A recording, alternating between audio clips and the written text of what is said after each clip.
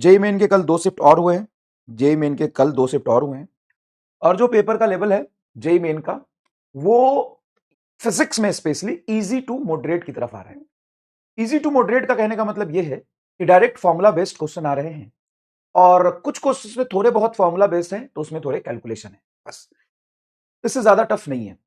और अगर हम बात करें नीट का पेपर का तो पिछले साल भी जेईई मेन का पेपर आसान था लेकिन नीट का टफ आ गया। तो नीट के पेपर पे कोई कमेंट हम नहीं कह सकते अभी थोड़ा मुश्किल है ना कि एग्जैक्टली कैसा आएगा, लेकिन पेपर चाहे जैसा भी है आपके करने का तरीका क्या होना चाहिए वो आपको अच्छे से पता है। अगर पता है तो एक बार थम्स अप कर दीजिए कि सर बिल्कुल पता है, हमें पहले इजी टू मॉडरेट पे ही कमांड करना है क्योंकि नीट 2025 में भी 45 में से 25 सवाल बहुत आसान थे। तो आप बहुत अच्छे से पढ़िए, कंसेप्ट पढ़िए, बहुत मेहनत करिए, लेकिन आसान और सिली मिस्टेक्स फॉर्मूला बेस्ड सवाल जो 20-25 आएंगे वो नहीं छूटनी चाहिए। अगर वो कर लिया तो 100 नंबर तो फिजिक्स में आपके हो गए, केमिस्ट्री में आपके 150 नंबर या 120 नंबर हो गए, बायोलॉजी में आपके 320 नंबर हो गए।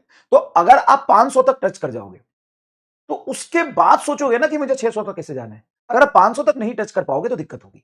मेरी बात समझ गए होगे शायद, क्योंकि आपको 500 तक टच करना पड़ेगा। ठीक है, तो क्वेश्चन की प्रैक्टिस बढ़ाइए, पहली बात। क्वेश्चन की प्रैक्टिस बढ़ाइए, पहली बात। बहुत सारे क्वेश्चन की प्रैक्टिस करिए, टाइम को मैनेज करना सीखिए एग्जामिनेशन टेम्परामेंट के साथ, पहली बात। दूसरी बात, आपको पूरे ही कंप्लीट सिलेबस के हर चैप्टर के हर फॉर्मूले और हर कंसेप्ट पर पूरा कमांड होना चाहिए। मतलब आप एक अच्छा सवाल कर ले उससे आपका कुछ नहीं होने वाला। आप उस पूरे चैप्टर के सारे फॉर्मूले जानते हैं और उस पर नीट के पीवाईक्यू कैसे आए हैं अगर आप ये जानते हैं तो आप आराम से नीट क्वालिफाई करने जा रहे हैं। प्री कॉन्ग्रेचुलेशन, आप क्वालिफाई नीट में government medical college, top medical college में आप जा रहे हैं। कॉन्ग्रेचुलेशन आपको। तो ये दो बातें मैंने बताई, क्या नंबर ऑफ क्वेश्चन की प्रैक्टिस बढ़ाइए, उसके लिए मैंने मिस्टर फिजिक्स बोल दिया है, मिस्टर फिजिक्स की पीडीएफ डाल दूंगा।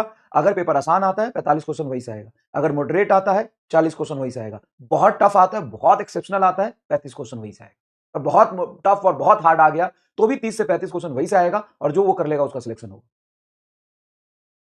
तो सबसे पहली बात, क्वेश्चन की प्रैक्टिस बढ़ाइए। दूसरी बात, टाइम लिमिट के साथ क्वेश्चन की प्रैक्टिस बढ़ाइए।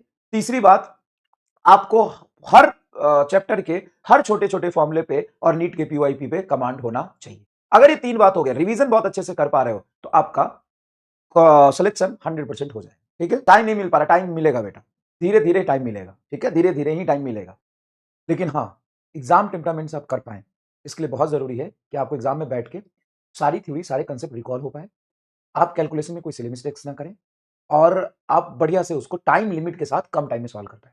तीन चीज एग्जाम के लिए इंपॉर्टेंट है कि आपको फॉर्मूला रिकॉल हो कि किस फॉर्मूले पे सवाल होना है, दूसरा कि आप उसके कैलकुलेशन में सिली मिस्टेक्स ना करें, और तीसरा टाइम मैनेज करें। ये तीन गेम कर लिया आपका नीट में सिलेक्शन हो जाएगा। आपको प्री कांग्रेचुलेशन, अगर आपने तीनों पे पीएचडी कर लिया। क्या बेटा, हर चैप्टर के सारे फॉर्मूले अच्छे से आपके टिप पर होने चाहिए। दूसरा, कोई सिली मिस्टेक्स नहीं होना चाहिए कैलकुलेशन करते समय, और इसका मतलब ये नहीं कि आराम आराम से करें, टाइम मैनेज हो जाए। ये तीन कर लिए आपका काम हो जाए।